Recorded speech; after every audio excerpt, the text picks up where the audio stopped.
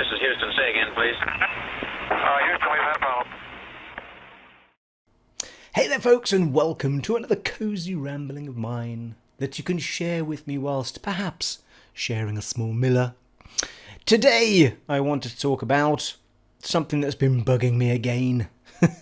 Not quite as infuriously as last week. Infuriously? Is that a word? I think I made that up, people.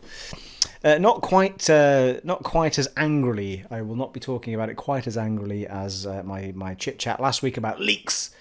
However, this has been frustrating me for quite a bit, and before I get going, it's the Xbox One backward compatibility list, and my desire to play older games, of which most of the games I have are on the PS3. However, it's a nice tease to play a game again if you can get it on the cheap for the Xbox and it gets run through the Xbox One backward compatibility program, because it looks better and it feels better and it plays better. So it's a big pull for me, that, and it's also a big pull for me to show that off on the channel, because they're quite popular, the Xbox One back compats, because people want to see just how well they look compared to how they did on the 360 and so on. So with all of that in mind, because I've been thinking about playing a lot of older games and I've been putting it off because I thought, well, I don't want to play it on the PS3 and then suddenly it comes out on the backward compatibility and then I won't feel like playing it quite as excitedly as I once did. And there's a number of games that I would like to have played just now. Kingdoms of Amalur would be one, and L.A. Noire would be another. I got a real urge to play that game, L.A. Noire, when I was watching Agent Carter recently. That whole era, I was just like, oh, I want to play L.A. Noire and just feel like I'm in that time zone. Anyway, I sidetracked slightly. So there's a couple of titles that I've been thinking about recently, and they're not there. And way back when, I mean, we're talking a year and a half ago, or a year. It was a year. Well, it's at least a year, because it was at E3 that Phil Spencer announced the Xbox One's going to be fully backward compliant. We're going to give you the full back catalogue. It will take us some time, but we'll get it done. Now, and I'm pretty sure those were pretty much his words, were that you would get the full back catalogue. With the exception, he didn't say it, but I believe with the exception of Kinect games, because the Kinect games are very different in this version of Kinect than they were in the old one. So I think it's a bit of a ball ache they don't need, and I don't think there's enough of a want for those games anyway. So that's fine. But we're a year and a bit over that time frame. And they're going, oh, there's 230 games available on the Xbox One backward compatibility list. Well, if you go and look at that list, it's utter shit that's on it. I mean, there are some good ones, but in the main part, you're probably looking at about 80% shit and 20% decent games. And I might be being a bit harsh on games that I've never played, but that's how it feels to me, because all of the major most of the major contenders aren't there. And I jotted a few down. They're just beside me here. If I glance like this, people, if I glance like this, it means I'm looking at my list. I'm telling you that, rather than you wondering, why is he doing this all the time? So here, I'm going to rattle these off to you, right? And I jotted these down because I thought I'm going to ramble on about this, and I thought, right, jot some games down, Steve, before you start, as to which ones are bugging you. Because I had a couple in my head, and as I jotted these down within 2 seconds, I mean, we're only looking at a list of 6 games. And I just jotted those down off the top of my head, right? And these are pretty major contenders as far as I'm concerned. Now, the first one, we've got Mass Effect. That was put on ages ago, the first Mass Effect game. And then suddenly, for some bizarre reason, we've never seen Mass Effect 2 and 3. Well, you would think that making a newer game is easier to make backward compatible than an older game. Or maybe it doesn't matter through their backward compatibility thing that they run it through. But we've never seen them. And I'm gonna give you a couple of reasons as to why I think this is going on, right? So we'll kind of try and cover that. So we've got Mass Effect 2 and 3, we've got Skyrim, we've got Bioshock Trilogy, we've got Dragon Age Origins, Dragon Age 2, Fable Anniversary. Now, those are just off the top of my head, literally about 2 minutes before I recorded this vlog. And Okay, so let's address the first issue, that if you ask Phil Spencer about any of these games, he'll throw the licensing issue at you, most likely. He'll say, okay, let me pause for a second and just say that I think the backward compatibility program is an awesome program. When they announced it, I was over the moon with that. And that's me, even as I'm more of a PlayStation player than an Xbox player. But I was over the moon with that because I can't think of anything better than having the whole catalogue on one system. It didn't mean I was going to move from PlayStation to Xbox, but it meant that it gave me a reason to go back to my Xbox, because I've still got my entire Xbox collection, and I've got quite a few. So I was really excited about it, and it's brilliant, as opposed to Sony's answer to the backward compatibility problem, which was, we're going to charge you monthly to play games online. It's like, well, I don't want to be charged monthly to play games online. So... And I've got my entire catalogue anyway, so why would I pay you to I've got my PS3. So, and as far as I know, to play them online, I don't think they've been made any better. So I was over the moon, and I love the idea. I love the fact they've gone out of their way to do it for us, but there's no point promising us something and then delivering pieces of it, because it doesn't feel right. And I get the impression that it's probably, well, I strongly believe and kind of know that it's the developers that are causing the issue. Now, you have to think that the reason that we haven't got at least half of the games that I just read out is because they are wanting to make remasters of them and sell them to us again. So they know that if they put it on the backward compatibility program, people won't go and buy it again because they've already either got the disc or they've already paid for it online. So that, to me, is probably the biggest. When Phil Spencer says, "Oh, it's a licensing issue. We can't do that yet." Well, you can bet your bottom dollar it's because they're thinking about doing a remaster. And I'll give you a prime example of it. On the backward compatibility coming soon list, the whole Bioshock trilogy has been promised for months. I mean, a lot of months. So it's been up there on their page for a lot of months. And all of a sudden, in the process of that time, they announced that they were going to release the remastered trilogy of Bioshock. And still, we haven't seen the backward compatibility versions. And the reason we haven't seen them is because they don't want to release them before they do the remasters. And that, to me, is absolute nonsense. And that, I can understand from a business point of view why they want to do that. I can. But it's wrong. And if you're telling me that a game that already exists to play on the Xbox 360 isn't allowed to play on the Xbox One for licensing issues, I'm sorry, but I believe that is utter nonsense. Because if they'd released the Xbox One console with hardware that could have been backward compatible in the first place, we wouldn't even be having this conversation. And it's the same with the PS3. If they'd actually built us product in the first place that could do this, they wouldn't have been able to say anything about it. So how is it a licensing issue? Simply because they run it through some software thing that makes it work slightly better. It's nonsense. It's an absolute nonsense. And I don't know how they get away with saying that it's licensing issues. As far as I'm concerned, if Microsoft have made their product backward compatible for games that I already own, then I should just be able to play them. I shouldn't even have to be asking permission from people. And the sole purpose, as far as I'm concerned, the only singular reason that a developer would not want you to have that game playable is if they want to sell you it again. And that's why we're not seeing them. And it's an absolute shame, it really is. And I'll tell you, actually, one exception to the rule, or a few exceptions to the rules, might be where companies have gone bust. And Kingdoms of Amalur is one of those. I'm not sure how they even work with that when the company no longer exists. So, there might be a few of those. But even at that, they shouldn't even have to ask permission, because it's an Xbox 360 game playable on a backward compatible console.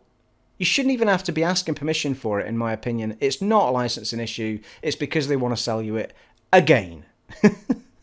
That's all it is. Because as a developer, you want people playing your old games so that they want to buy your new games.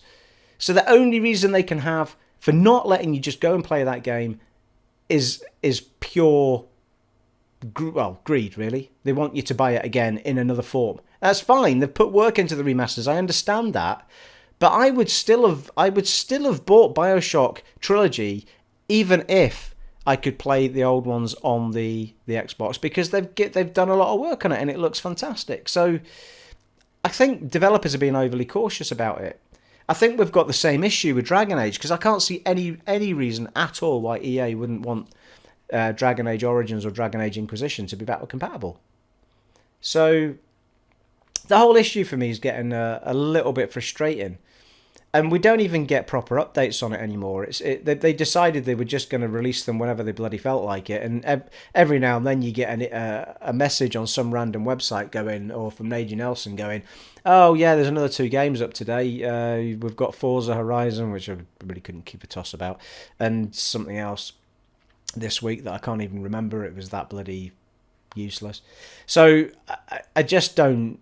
I'm getting really frustrated with it. Simply for the fact that, without any doubt, we should... I mean, Dead Space, there's another one. Why have we got Dead Space 1 and not 2 and 3? Well, not that I want 3 anyway. give me 1 and 2. But, and again, that stinks to me of a company thinking about doing a remastered version of a trilogy. It really does. And I think that's why we're not seeing them. It's nothing to do with licensing per se. They're using licensing as an excuse to put a stop on anything they're considering doing as remasters, in my opinion. So it is getting really frustrating. There's I mean, Dragon Age Origins, Dragon Age 2, I mean, I wasn't a massive fan of Dragon Age 2, but I would have done a little bit of a part let's play on it for you guys, to let you see it. And it was a game riddled with screen tearing in the second one, the Dragon Age 2, and I'd love to have seen that put through its paces on the Xbox One, because I think it would look so good in comparison to the 360 because of the tearing problems. But Dragon Age Origins is one of my favourite games of all time. I absolutely adore it. And with all due respect to Dragon Age Origins, it's not a visual masterpiece. It's not like it... for me, I don't even see where a remastered version of that would even come into play, because I don't think there's enough in it graphically to warrant it anyway. I think it is what it is. It looks like a little PC... well, relatively big PC, I suppose. It was about 30 odd hours in that game. But yeah, I don't see where they would want to remaster the Dragon Age Origins and Dragon Age 2. So that's a bizarre couple of games that we haven't seen pitch up yet. I mean, these are, as I say, these were just games that I picked off the top of my head just before I recorded. I'm sure there's plenty more that you guys are screaming out that you'd love to see. So, there's games there. One of the biggest ones that's really annoying me is Fable Anniversary. Why is Fable Anniversary not backward compatible? I mean, they own it. Microsoft owned the rights to that. I mean, that was a Lionhead Studios game, which is Lionhead. They disbanded the company, so I assume they can do whatever they like with the franchise now. I mean, Fable 2 and 3 are already there, so to have the first one would be fantastic, and you've got the whole set then. Fable Anniversary being the first one, the anniversary version was done specific. It was right at the tail end of the 360's life cycle. So I can't understand why they would have 2 and 3 kicking around and not want to have 1 there as well for their homegrown games, as it were.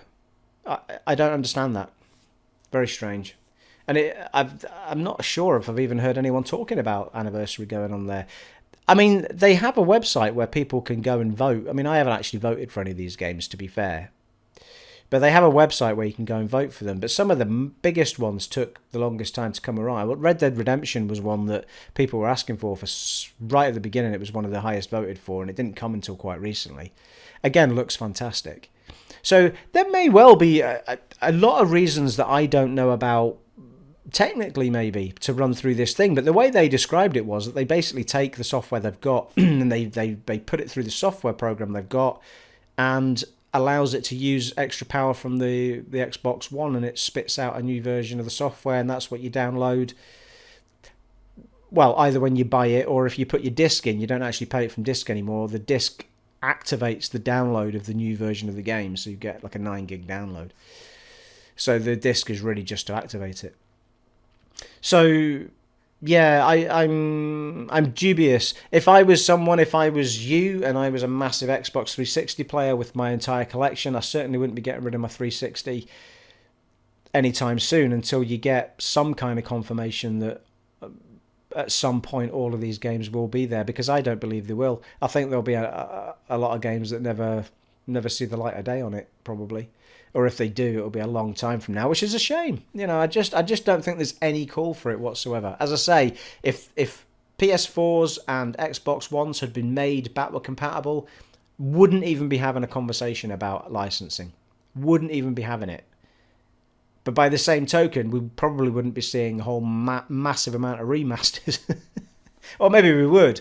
But, I mean, they're already saying now, I mean, the irony is they're saying now that, well, Microsoft certainly are, that anything you purchase hardware-wise now, even if you go forward with the Microsoft product, it will always be usable on the next one. So nothing becomes redundant. And I believe they're saying that about the software and the hardware. So how long they can keep that going for before technologies have to change or what have you, I've no idea. But they're adamant that they're going to make sure that whatever you buy now is playable in, years and years and years to come, even if you buy a new system. Like the Xbox 2 or whatever it is they're going to call the next one. So that'll be interesting to see if Sony follows suit on that as well, because I think it's easier for them to do now because they're not building bespoke pieces. They are basically building very nice looking PCs is what they're doing. So the R&D, the research and design costs that used to be there aren't there anymore because they're just using industry standard kit. They might have bits that are specifically tweaked for their purpose, but they are industry standard components.